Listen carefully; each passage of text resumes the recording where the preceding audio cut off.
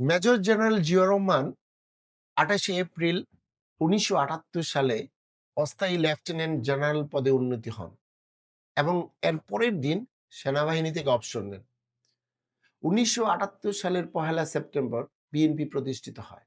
তাহলে কিভাবে বিএনপি সেনানিবাস থেকে জন্ম নিল? কথার কথা ধরলাম বিএনপির জন্ম ক্যান্টনমেন্ট থেকে। আরে মিয়া, বিএনপির জন্ম না হলে তো আওয়ামী লীগ করতে পারতেন না। বুঝেন, একদলীয় বাকশাল করে ওই সময় আওয়ামী লীগকে হত্যা করা হয়েছিল, বিলুপ্ত পর্যন্ত করা হয়েছিল।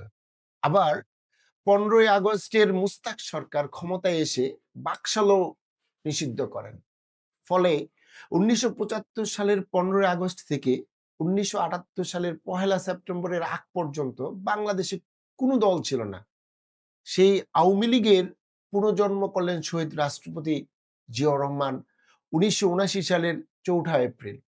তার বহুদলীয় গণতন্ত্রের সুযোগে আজকের এই আওয়ামী লীগ। এত বড়াই করেন, বাকশাল করেন, আওয়ামী লীগ করেন কেন?